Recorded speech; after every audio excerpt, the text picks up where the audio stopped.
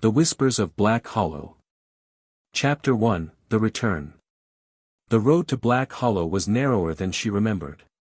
Trees loomed taller now, their boughs tangled overhead like they were whispering to each other. The old road, cracked and chewed up by time, snaked its way through dense forest like a warning more than a welcome.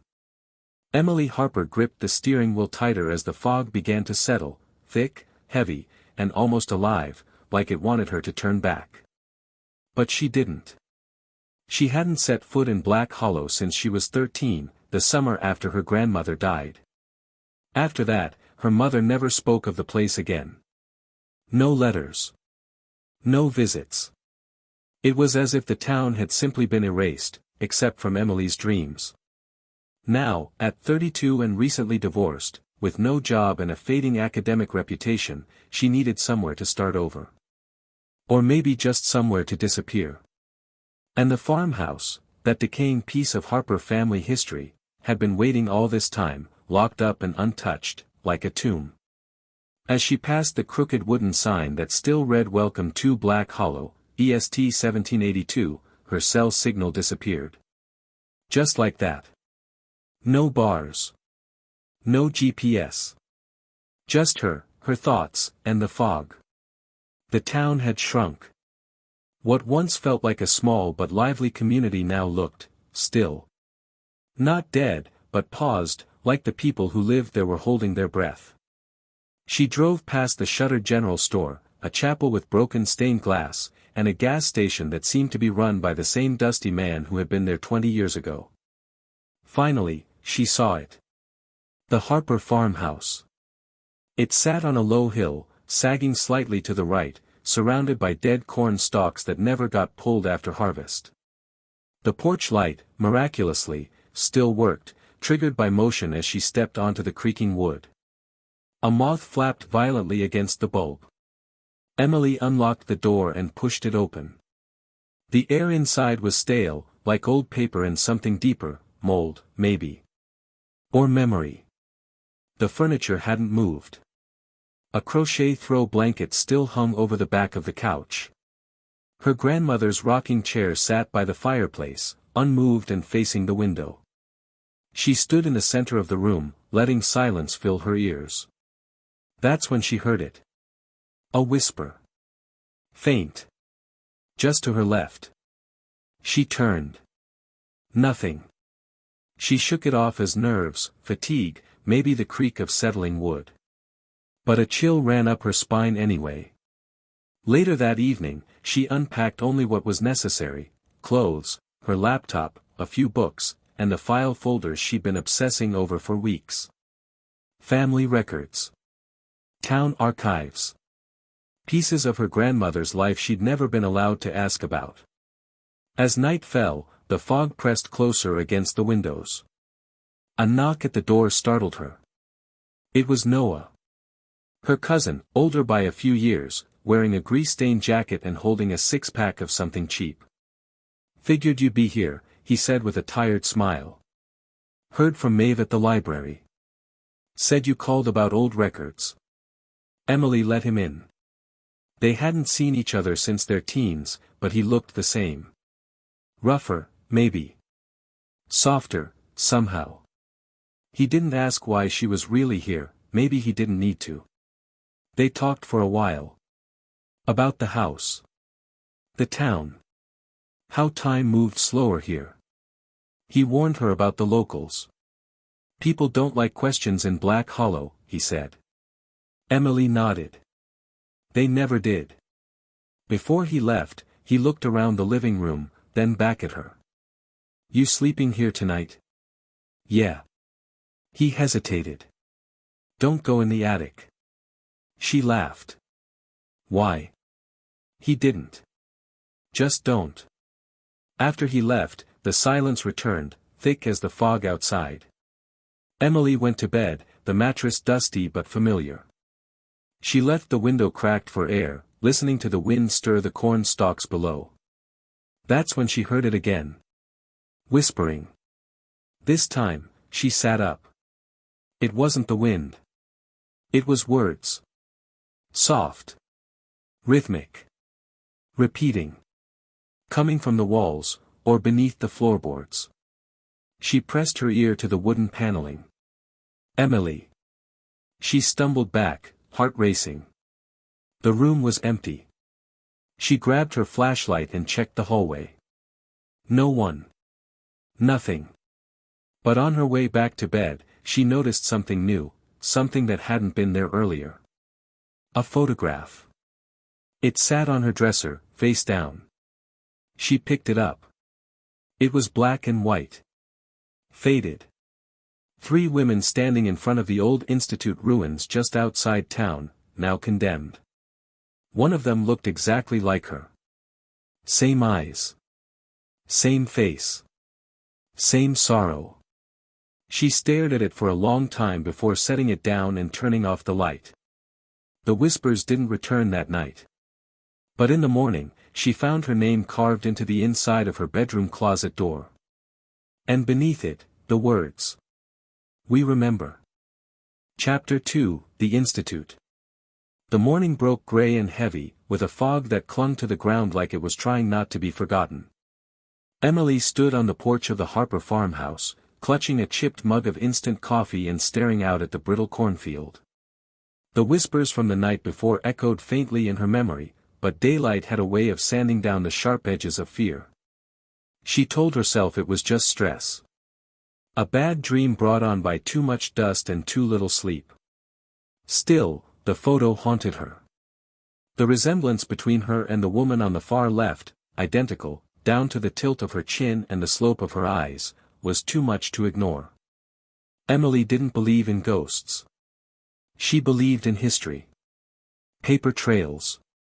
Evidence. But she also knew some things stayed hidden, not because they weren't real, but because someone had worked hard to erase them. She spent most of the morning rummaging through the attic, despite Noah's warning. Cobwebs clung to her hair and sleeves, and the floorboards groaned with each step like they resented her presence. She pulled back moth-eaten blankets, rusted trunks, and boxes filled with old hymnals and rotted lace. Then she found it. A leather-bound chest, small and locked with a rusted clasp. The initials, AC, were carved into the lid. She pried it open with the claw of a hammer. Inside were delicate letters written in slanted script, a stack of sepia-toned photographs, and a worn admission slip stamped with the words. Black Hollow Institute for the Correction of Women. Admitted, Annabelle Carter. Date, October 1874. Condition, hysteria/insubordinate behavior. Treatment, spiritual reformation/isolation. Emily felt a chill roll through her like a warning. Annabelle Carter. The same name written on the back of the photo from last night. The woman who looked just like her. She turned over the documents and found a small drawing. It was childlike, lines uncertain, but it clearly depicted a building, tall and rectangular with barred windows and an arched door. Beneath it, in a child's handwriting. This is where they forgot us. Emily knew that building. Everyone in Black Hollow did. The old institute was nothing more than ruins now, choked by vines and hidden behind dense woods at the edge of town.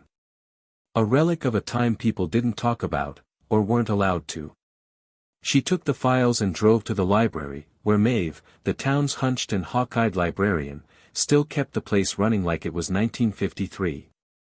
Maeve raised a brow when Emily asked about the institute. Most folks don't bother with that place, she said, without looking up from her crossword. It's not safe. Foundations all but collapsed.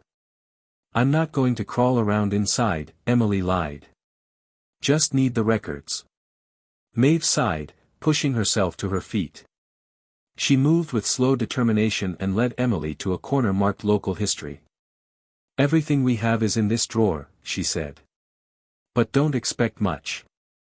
Town had a fire in '78. A lot of documents went up with it. Strange how that always seems to happen to the bad memories. Emily thanked her and spent the next 2 hours poring over the dusty files. What she found confirmed something she'd suspected since the moment she opened that chest. The institute wasn't a hospital. It was a prison.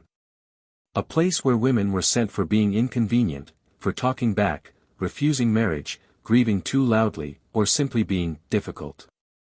Some were daughters of politicians, others wives of preachers or businessmen. They were committed under diagnoses like moral imbalance, emotional agitation, or simply defiance. And they rarely left. One report listed deaths by fever, 27 in the winter of 1875 alone. Another described experimental correctional procedures, led by a Reverend Dr. Malcolm Mallory, who believed spiritual punishment could purge sin from the soul. Emily scanned for Annabelle's name. Nothing. No discharge. No burial. No death certificate. She checked out what little she could, copies of patient lists, old floor plans of the Institute, an article clipped from a 1946 local paper titled, Whispers in the Hollow, Legends of the Lost Girls. That night, despite Noah's protest, Emily parked just outside the woods and began the hike to the ruins. The path was barely visible, tangled with undergrowth and gnarled roots. The deeper she walked, the quieter it became. The air thickened, like she was moving underwater. Even the bugs seemed to vanish. Only her own breath remained. And then, the Institute. Its silhouette emerged through the trees like a scar. Crumbling stone walls, broken windows, iron gates left open like jaws. Ivy blanketed the eastern side, and a twisted oak tree grew from the center of what had once been a courtyard. Emily stood there, breath caught in her throat. She took a cautious step forward. And the world around her shifted. A sound, not wind, not birds, filled the air. A hum. Then, voices. Whispers. Thousands of them. All around her.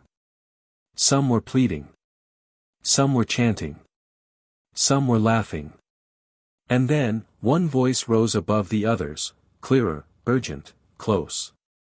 He still walks the halls. Emily spun around. No one. But at her feet was something new, something that hadn't been there a second ago. A ribbon. Blood red, frayed, tied into a bough. She bent down to pick it up, and as her fingers touched the fabric, her knees buckled. A vision slammed into her mind, women, dozens of them, trapped behind walls, reaching through cracks, screaming without sound. And one of them, front and center, was Annabelle. Their eyes met. Annabelle raised a finger to her lips. Shoo. Emily collapsed to the ground, gasping for breath. When she came to, it was darker than it should have been. The fog had thickened. The Institute stood silent once more. She stumbled back through the woods, the ribbon still in her hand. When she returned to the farmhouse, she went straight to the bathroom and splashed water on her face. She stared into the mirror. And for just one moment. Her reflection blinked, out of sync. Chapter 3, Echoes in the Walls. The house had grown colder overnight. Not just cooler from the October breeze slipping through the window cracks, but colder in the bones, the kind of chill that comes from something deep beneath the surface. Emily woke to the sound of scratching. Not mice. Not branches. Something, deliberate. The noise was coming from behind her bedroom wall. She sat up in bed, pulse quickening, eyes wide and straining against the pre-dawn shadows. The scratching continued. Slow. Steady. Like fingernails dragging along wood. She got up, crossed the creaking floor, and pressed her ear against the wall. Nothing. Then. Thump. Emily jumped back. Her breath caught in her throat. But when she returned with a flashlight and peeled back the yellowed wallpaper, what she found made her blood run colder than the morning wind. There were marks, deep gouges carved into the wood beneath. Four-pronged. Repeated. Like someone, or something, had been clawing its way out. And then she saw the words. Etched between the claw marks, faint and jagged. Let me out. She didn't scream. She didn't run. She backed away slowly, holding the flashlight like it might protect her from whatever was, or had been, behind that wall. Later that morning, she called Noah. She didn't tell him everything, not yet, but she asked for help investigating the attic further. Something about the walls wasn't right. And she had a feeling the attic wasn't done giving up its secrets. He showed up an hour later, bleary-eyed and smelling of gas and engine oil. "Why are we doing this again?" he asked as they climbed the narrow staircase, ducking cobwebs. "Because there's something behind that wall," Emily replied. "And I don't think it's just rot." They pried up several boards near the far end of the attic, behind an old rocking cradle covered in dust and time. Beneath the boards, they found a narrow space between the inner and outer walls, a place where someone could have hidden, or been hidden. Wedged deep in that gap was something wrapped in linen. Emily reached in, hands trembling, and pulled it free. It was a diary. Thin. Mold-eaten. But still legible in places. The first page was stained with what looked like old blood. And a name. Annabelle Carter. Emily's hands trembled as she opened it. The entries were short, desperate. Not written in any order, some pages missing, others torn, but the pattern was clear. "They say I am sick. I am not sick. I spoke. I cried. I refused. That is all. He comes at night. Wears a mask of God. His breath smells like ash and milk. They silence the ones who remember. I hear them beneath the floor. I think I will join them soon." Noah leaned over her shoulder, reading silently. "She was one of them," he said. "From the Institute." Emily nodded. "She didn't just die there. She was buried there. Forgotten." They sat in silence for a while, dust motes dancing in the morning light that slipped through the attic slats. Then Noah said something that made her heart stutter.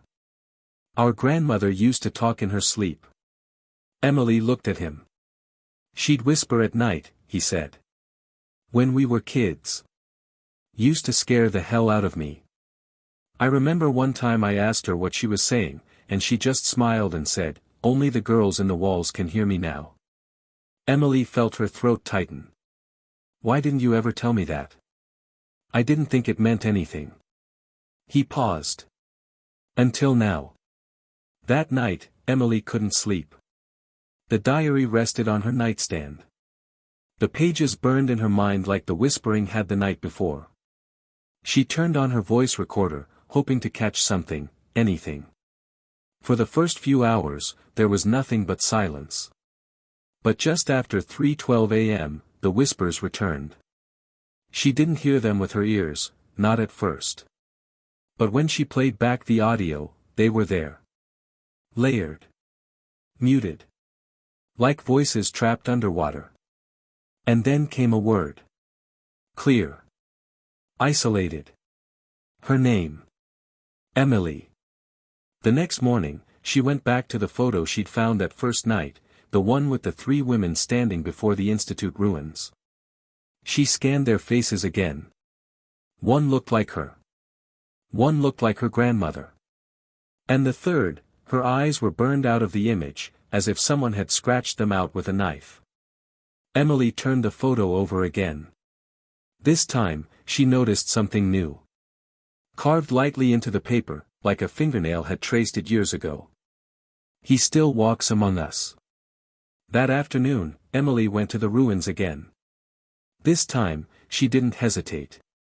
She moved past the courtyard, through the gaping archway, and into the dark remains of the building. Vines curled like veins along the walls. The air was thick with rot and mildew. In what used to be the chapel, she found a collapsed altar and a rusted crucifix. But behind the altar, hidden beneath a cracked floor tile, was something unexpected. A locket. She opened it. Inside was a tiny drawing, sketched in charcoal. It was her face. She dropped it and stumbled back, breath ragged. That night, when she returned home, Noah was waiting on the porch, smoking. "I looked into it," he said. Annabelle. Her family. Our family. Emily stared at him. She wasn't just some patient, he said. She was ours. She's blood. Emily sat beside him, numb. Noah looked out toward the cornfield, now dying in patches under the autumn moon. I think she's trying to tell you something, he said. Emily nodded, whispering, I think so too. Inside the house, the walls began to whisper again. But this time, she listened. Chapter 4, The Silence Pact, Revised. Emily didn't leave the farmhouse for 3 days. She stayed inside, windows locked, phone dead, food untouched. The diary, the photograph, the locket, they sat lined up on the kitchen table like relics, quiet but heavy. She stared at them for hours, trying to make them speak. Annabelle Carter wasn't just a name in an old journal. She had lived. She had suffered. She had fought. And someone, maybe everyone, had tried to erase her. But why? And why was the entire town pretending nothing ever happened? On the 4th morning, Noah came back. He brought 2 coffees and a look that said he hadn't slept. He slid a mug across the table, sat down, and stared into the steam. I asked around, he said without looking at her. Didn't say much. Just dropped the name of the institute a couple of times. Everyone shut down. One guy acted like he didn't even hear me. Another literally turned and walked out of the store. Emily nodded, eyes still locked on the table. They're hiding something. They're protecting something, Noah corrected. Or someone. That afternoon, they went back to the library. Maeve was already waiting, standing behind the counter like she knew they'd return. Her expression had softened since their last visit, less stern, more weary. I told myself I'd never say a word, she said, leading them past the front desk. But this place, it doesn't let you keep secrets forever. She unlocked a filing cabinet behind the circulation desk, the kind with thick drawers and heavier history. From the bottom, she pulled a thin, red folder labeled Pact, 1949. Inside, a single handwritten document. We, the undersigned, do solemnly agree to silence. In exchange for peace and prosperity in our community, we vow to never speak of the events beneath the hollow. We will bury the names. We will burn the records. We will look the other way. This is the price of survival. 23 names. Emily scanned the list. Harper. Her great-grandfather. Maeve's voice was quiet but sharp. They thought the institute had awakened something. Something old. Something dangerous. The whispers. The disappearances. They called it the hollowing. Emily asked, why didn't anyone stop it? Maeve's eyes hardened. Because the ones doing it were the ones in charge. That night, Emily returned alone to the ruins. The woods were quiet, too quiet.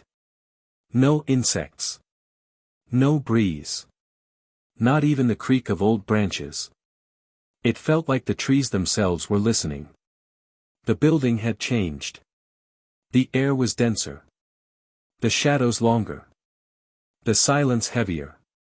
Inside the chapel, she found the collapsed altar. Behind it, tucked beneath a shattered floor tile, she discovered a rusted iron ring, and beneath it, a trapdoor. She opened it. The staircase spiraled downward. The smell hit her first, mold, rot, and something acrid, like burned cloth and old metal. She descended, flashlight trembling. In the basement, rusted beds, discarded restraints, cabinets labeled nerve tonic and sin purge. And tucked behind an altar made of stone, a leather-bound journal with a name pressed into the cover. Reverend Malcolm Mallory. She flipped through the pages. Annabelle resists. Her beauty is a weapon. Her tongue is poison. She will be the final seal. On the far wall, scratched into the stone, deep and jagged. We were not sick. As she turned to leave, a presence caught her eye. At the edge of the trees, still, cloaked in shadow, a figure watched. Tall. Motionless. Wearing a wide-brimmed hat. The same as in her dream. She blinked. He was gone. The next morning, the town was silent. No birds. No wind. No floor creaks. Just stillness. She walked to the church in the center of town. Sunday had passed. The doors were supposed to be locked. They were open. Inside, the pews were full. Every face stared ahead, frozen. Their mouths, stitched shut. Their eyes, wide open. At the pulpit stood a man. Reverend Mallory. Or something wearing his face. He raised his arms. No words. And yet, the church filled with a whisper. She's listening. Emily fled. That night, behind locked doors, she whispered to herself. They made a deal. And now, the Hollow had come to collect. Chapter 5, Hollow Blood. Noah burned the photograph in silence. He didn't tell Emily he was going to do it, he just walked into the backyard with a rusted tin pail, a can of lighter fluid, and a cigarette lighter from 1997 that still worked when it wanted to. He set the photograph of Annabelle and the other women inside the pail, lit the edge, and stepped back. The flames flared strangely. Blue, then white. No smoke. Emily watched from the kitchen window. She didn't stop him. She didn't even open the door. Some part of her understood. Burning the photo wouldn't change the past, but maybe it would make the present feel a little less haunted. It didn't.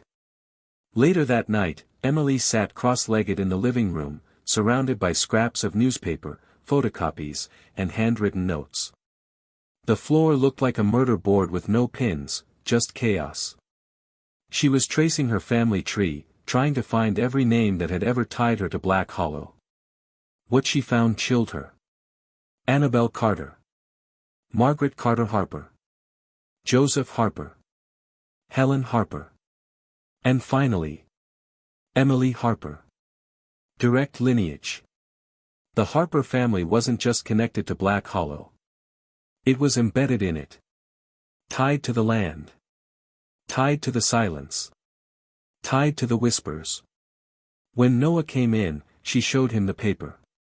He stared at it for a long time. Blood always comes back around, he said quietly. Even when you try to run from it. Emily looked up. What do you mean? Noah hesitated. Then he told her. About their grandmother. About the things she used to say when no one else was listening. About how she would sit in her rocker by the fire and hum to herself, eyes glassy, voice low. He remembered one night when he was 8 years old, she had pulled him aside and whispered in his ear. The girls in the walls are waiting. We promised to keep them quiet. But you can only keep a secret buried for so long. He'd thought she was just senile. Now he wasn't so sure. Emily sat in stunned silence. The town had made a pact. The families had signed their names. And now she was living inside the consequences of that silence. She returned to the library the next morning, Maeve gone, the front doors locked, a "closed due to illness" sign taped inside the glass. Emily broke in through the side window. Inside, the air was stale. The lights flickered overhead. She went straight to the locked archive cabinet, used the same key Maeve had once loaned her, and opened the bottom drawer. Inside was a thick folder labeled Church Records, Rev. Mallory. She flipped through the pages quickly, sermon transcripts, town meeting notes, ritual schedules. One document stood out. Sermons of the Unseen Choir. To preserve the peace of the Hollow, the Reverend must bind the mouths of the faithful. Let their voices be heard only by the one who walks in silence. Let not their breath awaken the rage beneath. Beneath the note, scrawled in ink, was a symbol she had seen before, carved into the wall of the Institute's basement. A circle with 3 intersecting lines.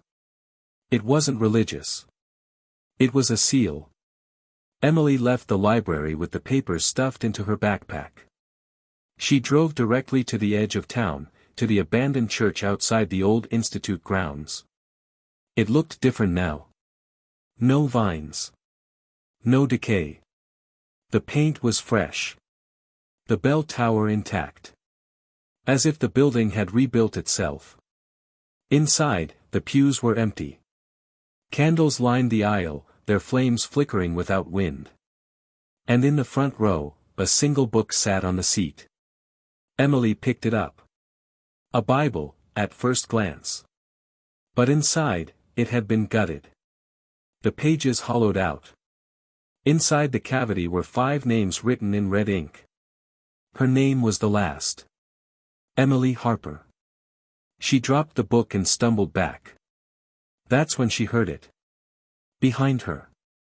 A voice. You never should have come back. She turned. Maeve stood in the doorway. Pale. Weak. But very much alive. You were never supposed to remember, Maeve said softly. We gave you a life outside this place. We let you go. But you had to come digging. Emily's heart pounded. What is this? She asked. What are they doing in that church? What did they do to those women? Maeve looked past her, toward the altar. They silenced them, she said. And now, they're trying to silence you. Emily took a step forward. Why? Maeve didn't answer. She simply reached into her coat and handed Emily a torn piece of paper. It was a page from Annabelle's diary. It read. The Reverend says silence is salvation. But silence has teeth. It bites the hand that feeds it. Maeve turned to leave. Before she walked away, she said, if you want the truth, you need to go where it all started. Emily knew exactly where that was. That night, she and Noah returned to the Harper farmhouse. They didn't speak. They just stood in the hallway outside the old cellar door. The one their grandmother had always kept locked. Emily found the key in the back of her grandmother's dresser. It was cold to the touch, rusted but still strong. The door creaked open. A staircase led down into blackness. The air was thick with mildew. And something else. Salt. Iron. Blood. Noah held the flashlight. Emily descended first. At the bottom was a door, not wood, but metal. Bolted shut. Etched into its surface was the same symbol from the sermon notes. The seal. And written above it, barely legible through the dust. Beneath the hollow, we bind what must not rise. Noah looked at her. Are you sure? Emily didn't answer. She placed her hand on the door. It was warm. It pulsed. And somewhere deep behind it. She heard them. The whispers. Growing louder. Chapter 6, The Masked One. The cellar door didn't open that night. It pulsed beneath Emily's hand like a heartbeat, slow and stubborn. But whatever was behind it, wasn't ready. Or maybe, it was waiting for something. For someone. She and Noah didn't speak as they climbed back upstairs. There were no words left big enough to explain what they had just felt, the warmth of cold steel, the way the air had gone still around them, how the whispers behind that door had synchronized with the rhythm of their breathing. Back in the kitchen, Noah poured whiskey into 2 chipped mugs. Emily didn't ask where he found the bottle.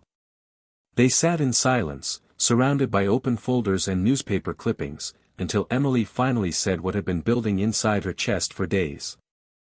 I think I'm supposed to finish something she started. Annabelle? Noah asked. Emily nodded. She tried to tell the truth. Tried to expose what happened at the institute. But they buried her. And now they're trying to bury me. Noah didn't respond. He just stood, slowly, walked over to the fireplace, and stared into the cold, gray ash. Then he said, almost too softly to hear, maybe some things are meant to stay buried. Emily blinked. What does that mean? No answer. And when she reached for him, he was already gone. Just like that. Gone. She checked the porch. His truck was still in the driveway. She checked the driveway. No footprints in the gravel. She checked every room in the house. Noah had vanished. That night, Emily wandered the halls like a ghost in her own bloodline. Every floorboard groaned in protest. Every photo frame on the wall seemed slightly off-kilter. Her breath misted indoors. The whispers had grown more frequent, less patient. They no longer waited until midnight. At 10:43 p.m., she heard her name. Not a whisper. A voice. She followed it down the hallway. Into her grandmother's old room. The door creaked open with a groan, revealing a room untouched since the 1980s, flowered wallpaper, lace curtains, a cross above the bed. On the nightstand sat an old cassette player. It clicked. Spun. Played. They never left. You think the walls are quiet, but they only whisper because they're listening. Because they are full. The voice was her grandmother's. Another click. If you open the door, you better be ready to become part of the house. Emily yanked the cassette out and threw it across the room. But it kept playing. The whisper continued. He walks with your face. He walks with your voice. And he is almost done pretending to be your brother. Emily froze. Her breath caught in her throat. Noah. She ran outside, jumped into his truck, and drove. The tires kicked up gravel as she tore down the road toward the institute, the one place she had told herself she would never return to alone. But she wasn't alone. The woods moved as she passed. Not the trees. The shadows between them. They shifted. Turned. Watched. When she reached the ruins, the door to the old cellar, the hidden one she had seen beneath the chapel, was open. A flickering light beckoned from inside. She descended. Each step creaked louder than the last, like the staircase was counting her down. 10. 9. 8. At the bottom, the hallway stretched farther than she remembered. It was no longer just the basement of an old building, it was something else. Older. Slick with damp stone, lined with bones carved into the walls like trophies. She followed the light. And then she found him. Noah. Or, something wearing Noah's face. He stood in a circular chamber lit by dozens of candles, his eyes unfocused, pupils blown wide. Chains wrapped loosely around his ankles and wrists, not to bind him, but to mark him. In the center of the room, a mirror. Large. Ornate. Cracked in 6 places. Each shard reflected something slightly off. In one, Noah was crying. In another, he was smiling too wide. In a third, he had no eyes. Emily stepped forward. Noah. He turned toward her, slowly, like someone underwater. It's not me, he said. What? Noah pointed to the mirror. I'm still inside. He wears me. He walks in my skin. Emily stared at him. His reflection blinked, out of sync. Her stomach turned to stone. Then the voice came from behind her, smooth, low, reverent. You opened the door. Now let the house in. She spun around. The masked one. He wore a coat like a preacher's robe, tattered and lined with red stitching. His face was hidden behind a porcelain mask, one side cracked, the other smeared with ash. His voice was soft and clear, like a lullaby sung by something with too many teeth. Annabelle was the first to fight, he said. But she never finished the ritual. She never completed the offering. You are her blood. You are the last. Emily backed away. He stepped forward. You've heard them, haven't you? He whispered. The ones in the walls. The ones beneath. They're not crying. They're hungry. He raised his hand. The walls pulsed. The mirror began to hum.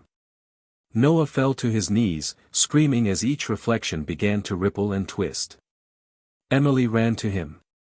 "Tell me how to stop it," she cried. He looked up at her, blood in his teeth. "You have to give it back," he rasped.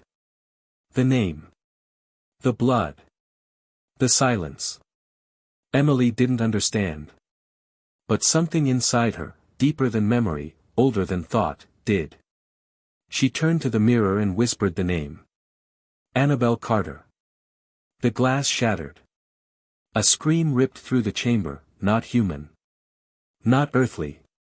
Like iron tearing through flesh, like 1,000 voices forced into one mouth. The masked one collapsed.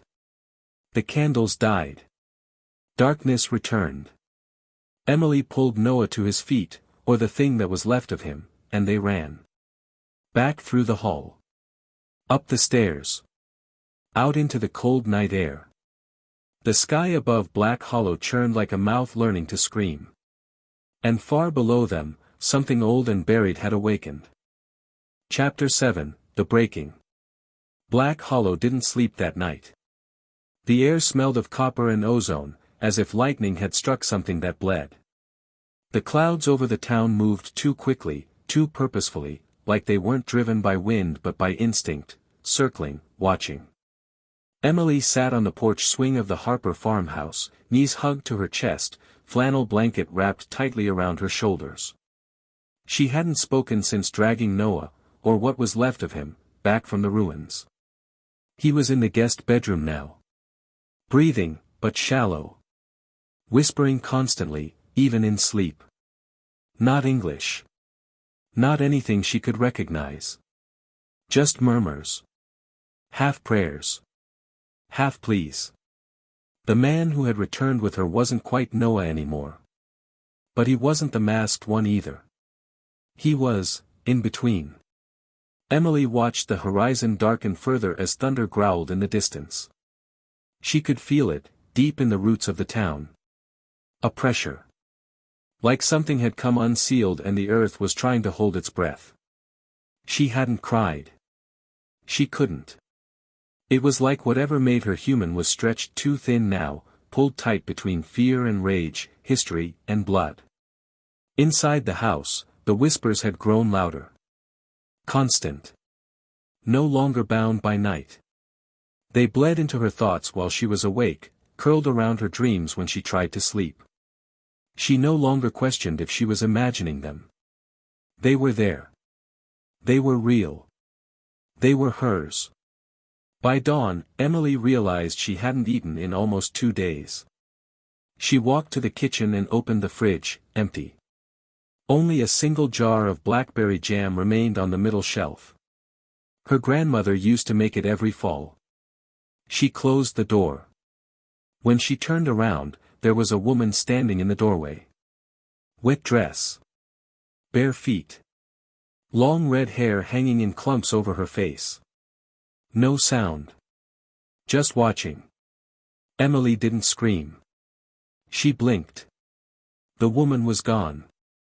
But a puddle remained on the floor, shaped like 2 footprints slowly vanishing into the floorboards.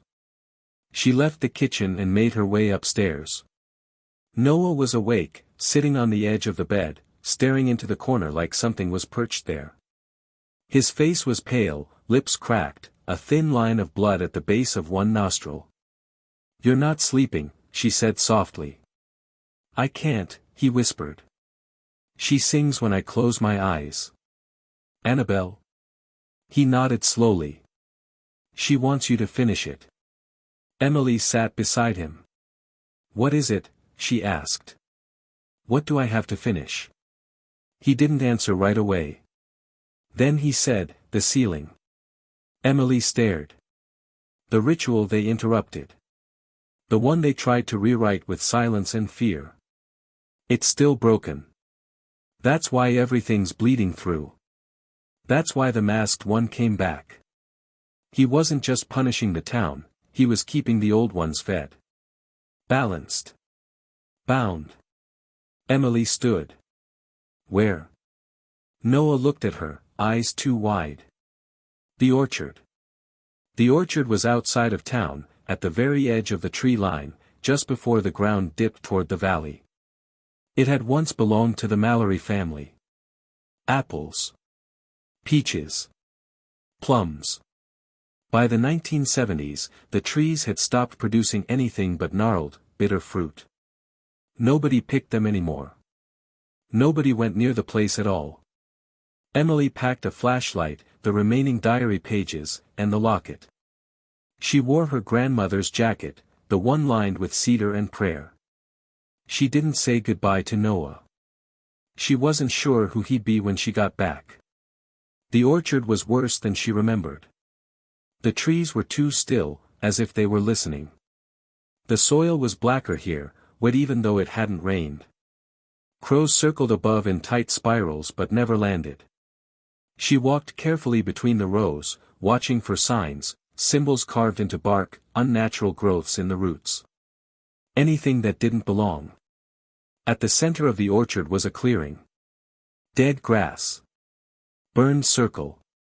A ring of stones, 9 of them, with 1 stone missing. She knelt. Buried beneath the earth, beneath the rot and ash, she found a wooden box. No lock. Just a carved sigil on top, the same one she'd seen in the church, in the cellar, in the journal. She opened it. Inside, a mask. But this one was different. White porcelain. Smooth. Unbroken. No cracks. No stains. Just a single word carved inside the forehead. Daughter. Emily held it in her hands and felt her heart slow. Felt the voices in the walls grow quiet. Felt the earth breathe. She turned it over, unsure what to do, when the wind shifted. The trees around her creaked. A low groan echoed from the ground itself. And then she heard the church bell. 3 slow tolls. The town was calling. Or warning. Or both. She ran. Back through the orchard. Back through the trees. Back into Black Hollow. And what she found was chaos. People in the streets. Screaming. Praying. Some just standing, catatonic, eyes rolled back. The sky above had turned the color of bruises. The clouds churned in a spiral over the church. Emily saw Maeve, her dress torn, her hands covered in blood, whispering to herself over and over. He's come to collect. We broke the silence. We broke the seal. Emily ran to her. What do I do? She cried. Tell me how to stop this. Maeve looked up, tears in her eyes. You finish what she started, she whispered. You give the hollow what it needs. What does it need? Maeve touched her chest. Truth. Emily didn't wait for more. She ran toward the church. The doors were wide open. Inside, every pew was filled. Staring straight ahead. At the pulpit. Where the masked one waited. Only this time, he wasn't wearing the mask. He was holding it. Waiting for her. Chapter 8, The Reckoning. The church had never felt so alive. And yet, nothing moved. The congregation filled every pew, just like before, the same pale faces, the same blank eyes. Their mouths no longer stitched shut, but still sealed. Not by thread, by fear. By control. They stared forward like statues awaiting command. At the altar stood the masked one. Except now, he held the mask in both hands, offering it, almost reverently, as if it were a crown or a relic. The porcelain glowed faintly in the candlelight, unmarred, smooth, still bearing one word scratched on the inside. Daughter. Emily entered the church slowly, her boots echoing on the warped wooden floor. She felt the air shift with each step, thick, charged, like a storm was building inside the walls. The masked one raised his eyes. They were no longer empty. They were human. And Emily knew him. It wasn't Reverend Mallory. It never had been. It was her father. "You were supposed to stay away," he said softly. Emily's throat closed. He stepped down from the altar, his voice calm, controlled, like a parent explaining something terrible with careful words. "You weren't supposed to come back here. We gave you a life far away from this. A life of silence. You lied to me," she said, her voice trembling. "No," he said. "We protected you." Emily took another step forward.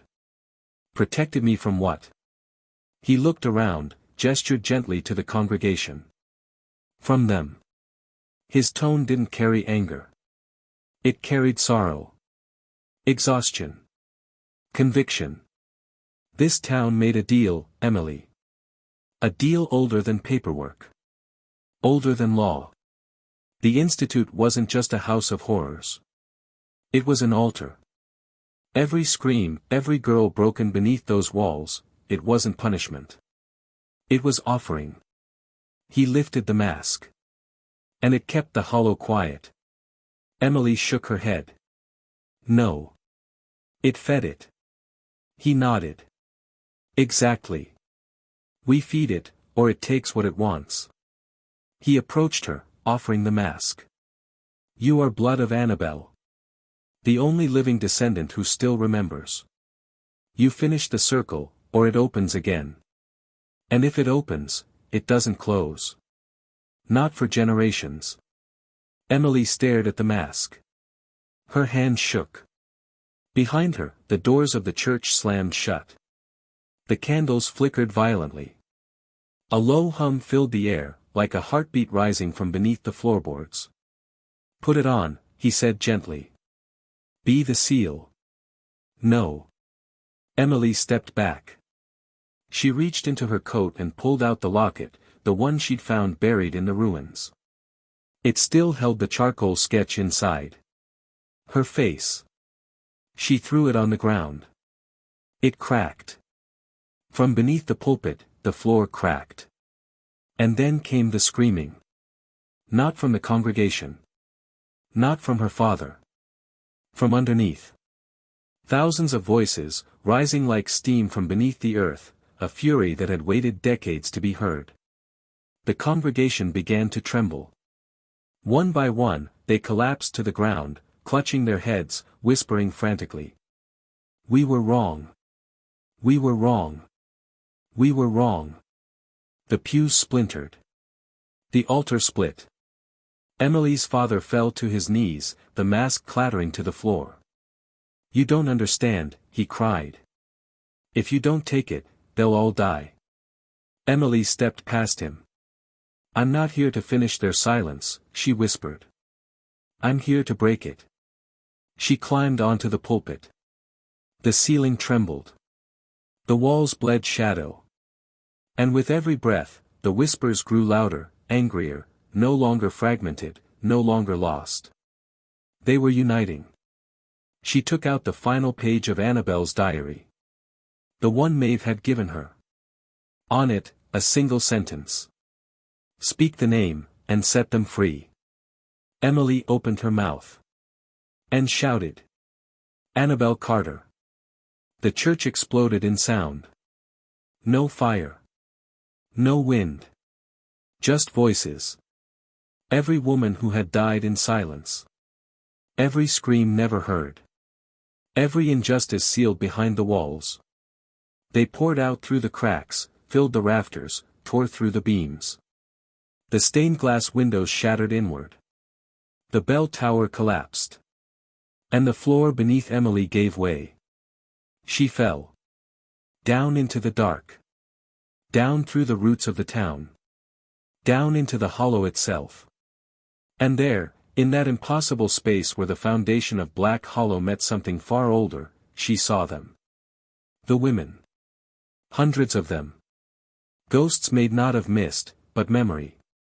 Annabelle stood at the center, her eyes meeting Emily's, the same eyes. The same sorrow. She reached out. Emily took her hand. And in that moment, the hollow stopped whispering. It wept. A long, low sound that echoed up through the church, through the town, through the trees. A release. A reckoning. When Emily awoke, she was lying outside the ruins of the institute. Alone. The church was gone. Just gone. As if it had never existed. She looked down at her hands. They were stained with earth and ash and something older than either. In her pocket was the cracked porcelain mask. And carved into the dirt beside her. The silence is broken. But the hollow remembers. Chapter 9, The Whisper Lives On. Fall passed quickly after the church vanished. Winter crept in like fog, slow, quiet, and without warning. One morning, frost coated the trees around Black Hollow like a warning etched in ice. The town didn't speak of what had happened. No one mentioned the church. No one asked about Reverend Mallory, or Maeve, or Emily Harper. They didn't have to. Because deep down, they all knew. Something had changed. The silence they had clung to for generations was gone. And in its place, something else had taken root.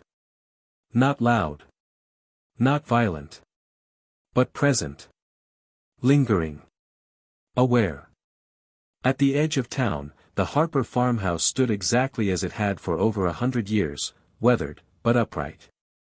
The cornfield had withered to ash after the night the bell tower fell. And no one had seen Emily Harper since. She had vanished like the church, swallowed by the hollow. But rumors persisted. Some said she had moved north, disappeared into the mountains. Others claimed she had gone mad, taken her own life in the orchard, and been buried in an unmarked grave beneath the last twisted tree. But none of them were true.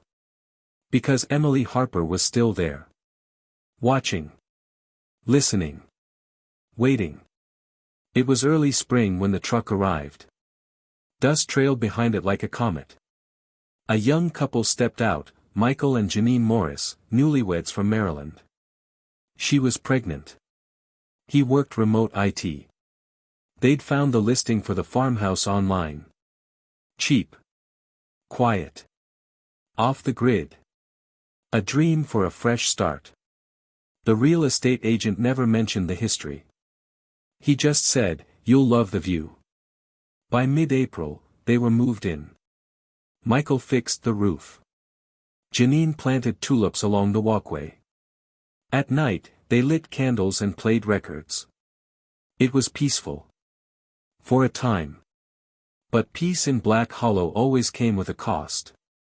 It started with small things. The lights flickering at 3:12 a.m. The sound of soft footsteps upstairs when no one was there. Their dog, an old beagle named Rusty, refused to enter the attic, growling at the base of the stairs. And then Janine found the photo. Tucked inside the kitchen pantry behind a warped shelf board, black and white, edges curled, water damaged. 3 women standing in front of the old church ruins. One of them looked exactly like her. She showed Michael. He laughed it off. People used to look the same in those old photos. The grain does weird things. But Janine knew. And later that night, when she was alone in the bathroom brushing her teeth, the mirror froze. Not cracked. Not fogged. Frozen. And behind her reflection stood a woman in a long white dress. Hair soaked. Eyes hollow. Janine turned around. No one. The frost lingered on the glass until morning. A week later, they hosted a dinner for a neighbor, Mrs. Kelman, 83, sharp as ever, eyes too knowing.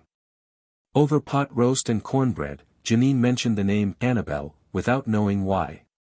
Mrs. Kelman went pale. "You found her?" she asked. Janine blinked.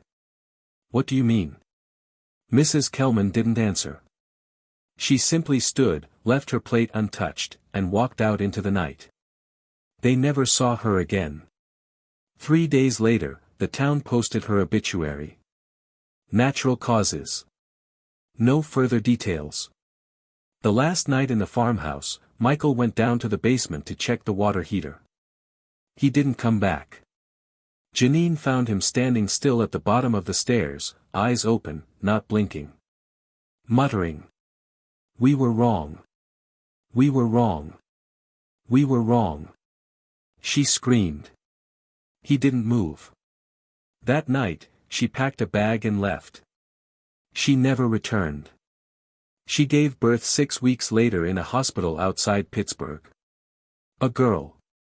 She named her Lily. Lily Morris was a quiet child. Sweet. Observant. By age 4, she was drawing pictures that unsettled her teachers: black trees with red roots, masked figures, women with no mouths.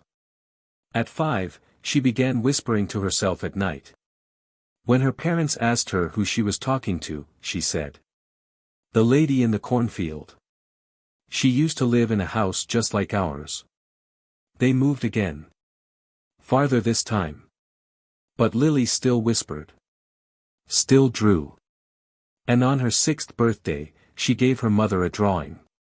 A woman in white. Standing in front of a house on fire. Holding the hand of a little girl. They were both smiling.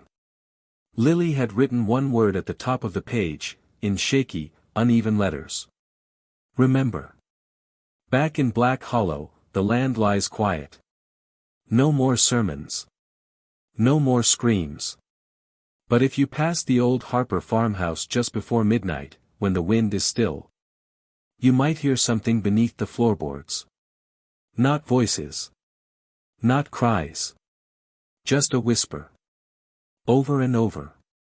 We are still here. We are still here. We are still here. And in the attic, among the dust and the photographs and the walls that never truly forget, a single porcelain mask rests on the floor. Cracked clean down the middle. Smiling.